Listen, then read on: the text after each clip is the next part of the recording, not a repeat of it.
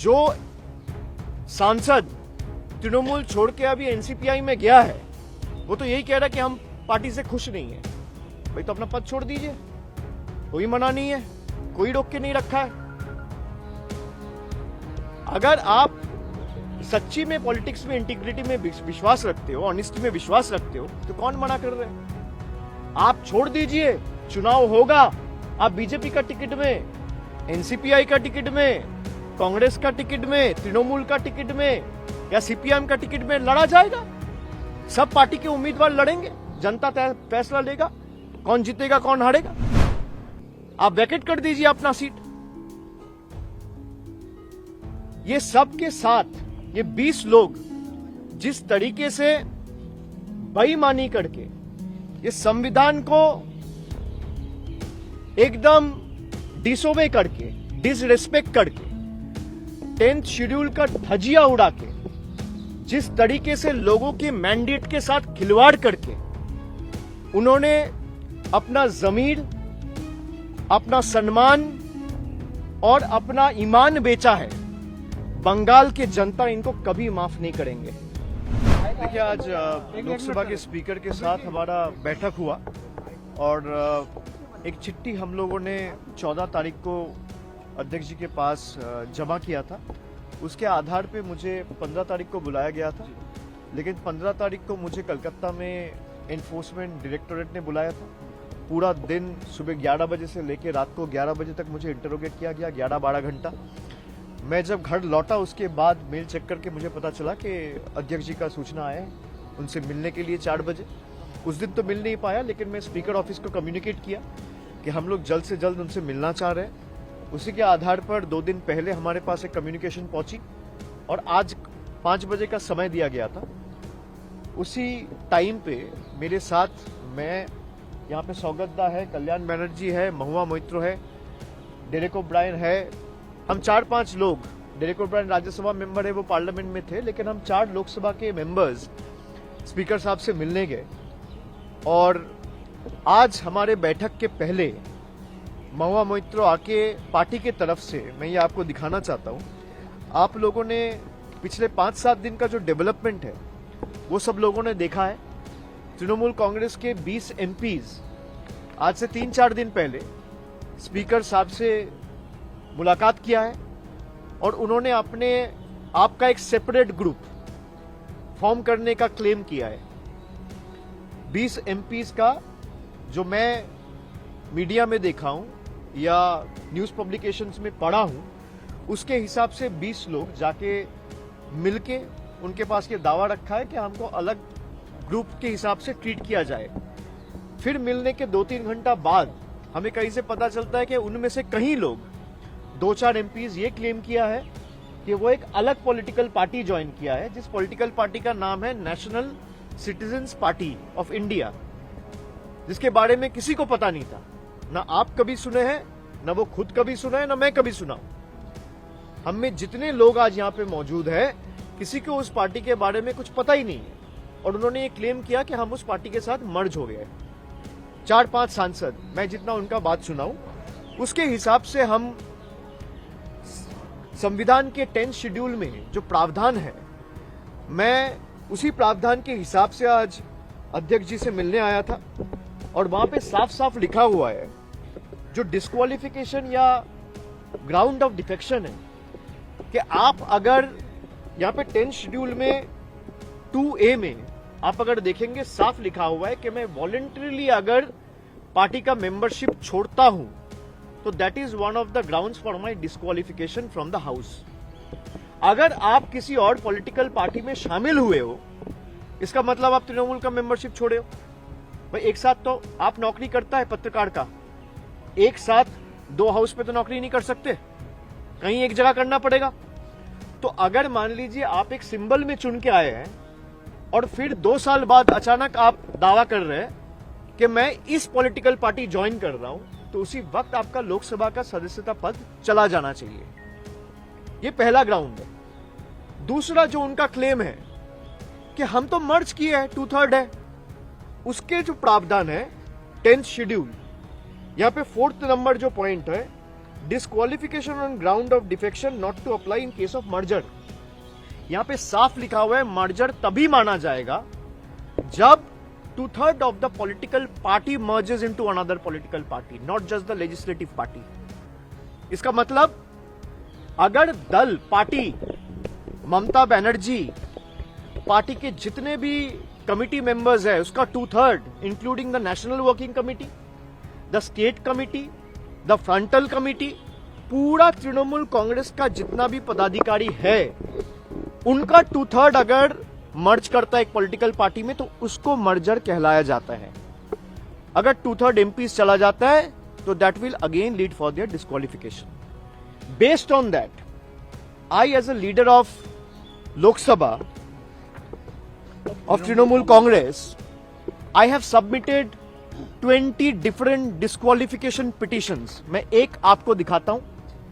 ऐसे 20 disqualification petitions मुझे नहीं लगता इंडिविजुअल डिस्क्वालिफिकेशन पिटिशंस पिछले कई साल में सदन में किसी ने फाइल किया है, कुछ कलेक्टिवली फाइल हुआ है।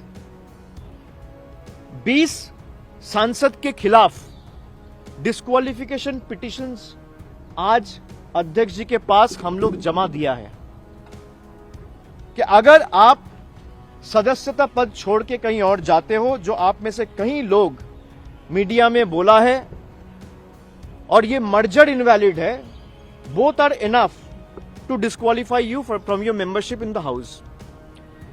और हमारे पक्ष से हम चारों ये मांग रखे हैं कि ही इज द एडजुडिकेटर। इसका एडजुडिकेशन सारे प्रावधान के हिसाब से जल्द सुप्रीम कोर्ट का भी एक आदेश है जहां पे 3 महीने के अंदर कोई भी मामला या फैसला लेने के लिए स्पीकर को बोला गया है कि 3 महीने के अंदर या 4 महीने के अंदर वो करना पड़ेगा। तो हम लोग ने सारा केस लॉज के जितने भी हमारे पास सुप्रीम कोर्ट के जजमेंट्स थे वो कल्याणदा भी लेके आए थे, और मैं भी अलग से 6-7 जजमेंट उनके सामने उनका टेबल में आज प्लेस किया हूं। जितने भी 10th शेड्यूल लेके जजमेंट है सब इनके खिलाफ है। जो ये सेपरेट ग्रुप वाली ये ग्रुप क्लेम कर रहा है कि हमारे सिटिंग अरेंजमेंट अलग हो, हमारे लिए चीजें अलग हो, हमको अलग ट्रीट किया जाए, हमारे में से किसी को लोकसभा लीडर चुना जाए, हमारे में से किसी को चीफ विप चुना जाए, हमारे में से किसी को डेप्यूटी लीडर चुना जाए, ये हो ही नहीं सकता। सबसे पहले आप डिस्क्वालीफाई होंगे। अगर इनमें थोड़ा भी इंटीग्रिटी है तो अपना पद छोड़ दे। पद छोड़ के लोकतांत्रिक तरीके से, भाई आपको तृणमूल से दिक्कत है, जो सांसद तृणमूल छोड़ के अभी एनसीपीआई में गया है वो तो यही कह रहा है कि हम पार्टी से खुश नहीं है। भाई तो अपना पद छोड़ दीजिए, कोई मना नहीं है, कोई रोक के नहीं रखा है। अगर आप सच्ची में पॉलिटिक्स में इंटीग्रिटी में विश्वास रखते हो, ऑनेस्टी में विश्वास रखते हो, तो कौन मना कर रहे हैं? आप छोड़ दीजिए, चुनाव होगा, आप बीजेपी का टिकट में, एनसीपीआई का टिकट में, कांग्रेस का टिकट में, तृणमूल का टिकट में या सीपीएम का टिकट में लड़ा जाएगा। सब पार्टी के उम्मीदवार लड़ेंगे, जनता फैसला लेगा कौन जीतेगा कौन हारेगा। आप वैकेट कर दीजिए अपना सीट। ये सब के साथ ये 20 लोग जिस तरीके से बेईमानी करके ये संविधान को एकदम डिसोबे करके, डिसरेस्पेक्ट करके, 10th शेड्यूल का धजिया उड़ा के, जिस तरीके से लोगों के मैंडेट के साथ खिलवाड़ करके उन्होंने अपना जमीर, अपना सम्मान और अपना ईमान बेचा है, बंगाल की जनता इनको कभी माफ नहीं करेंगे। इनके पास कई लोगों को अभी सेंट्रल सिक्योरिटी मिला है। जरा बोलिए, आप सेंट्रल सिक्योरिटी लेके अपने लोकसभा क्षेत्र में जाइए, कोई आदमी नहीं मिलेगा जो इनके साथ खड़े हैं। किसी को ईडी से बचना है, किसी को सीबीआई से बचना है, किसी को पैसा मिल रहा है, किसी को धमकाया जा रहा है। और जब मैं कह रहा हूं पैसा मिल रहा है, धमकाया जा रहा है, आई हैव कॉन्क्रीट प्रूफ। नहीं तो कोई भी सांसद अगर मेरा बात को उनको ऑफेंसिव लगे, they should file a case against me, I will prove it before the court of law what I have.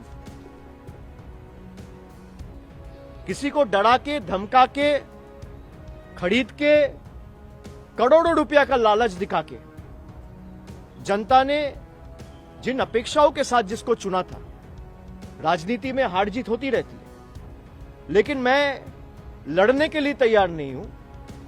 मैं घर से निकलूंगा नहीं, मैं बीजेपी के साथ लड़ूंगा नहीं, इसलिए बीजेपी के साथ हाथ मिला रहा हूं, अपना जमीर बेच रहा हूं। जो इस तरीके का राजनीति में यकीन करता है, बंगाल में उनके लिए कोई जगह नहीं है। स्पीकर ने क्या आश्वासन दिया आप लोगों को? स्पीकर स्पीकर ने क्या आश्वासन दिया और सुप्रीम कोर्ट कब आप जाने? बिल्कुल लेवल प्लेइंग फील्ड नहीं है। मैं क्यों कह रहा हूं ये बात?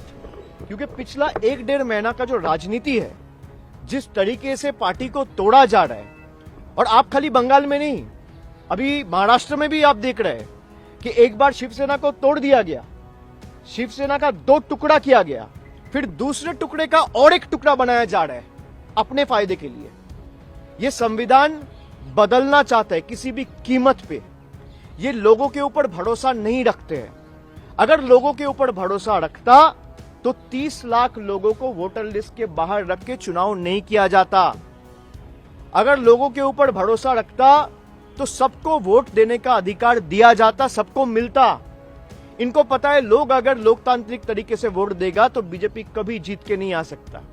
इसलिए चुनाव आयोग, एनफोर्समेंट डायरेक्टोरेट, सीबीआई, जितने भी एजेंसीज है, सबको इन लोगों ने इस्तेमाल करके लोगों का मैंडेट मैनिपुलेट करने का काम किया है। और लेवल प्लेइंग फील्ड का जब बात करें, आप 4 दिन 7 दिन से देखिए, मुझे 5 समन दिया गया। सीआईडी के पास मैं 3 बार गया, मैं ईडी के पास गया, मेरा घर में 2 बार रेड हुआ, ममता जी का घर में रेड हुआ, उनका सिक्योरिटी में छेड़खानी किया गया, हम लोग का सबका सिक्योरिटी विथड्रॉ कर लिया गया। हमें नहीं चाहिए इनके सिक्योरिटी। भाई लोगों को आप सिक्योरिटी नहीं दे सकते, आप पावर में आके गरीब लोगों के ऊपर जो सरकार बुलडोजर चलाता है, उस सरकार से आप क्या अपेक्षा रखेंगे? लेकिन हमने अपना केस स्पीकर साहब के सामने रखा है और अध्यक्ष जी को हमने ये अनुरोध किया है कि जल्द से जल्द इस पे आप कार्रवाई करें, दोनों पक्ष को सुने। क्योंकि आप अगर संविधान के हिसाब से जाएंगे या सुप्रीम कोर्ट के जो जजमेंट है वो साफ इनके खिलाफ जाता है। क्योंकि आइदर आप कह रहे हैं कि भाई मैं दूसरा पॉलिटिकल पार्टी में 2/3 बन के रहूंगा, मैं दूसरा पार्टी का मेंबरशिप बन के उस पार्टी में रहूंगा, तभी आपका मेंबरशिप चला जाएगा। ये साफ मेंशन किया है संविधान में। या तो संविधान गलत है या फिर आप गलत है, दोनों में कोई एक गलत तो होगा।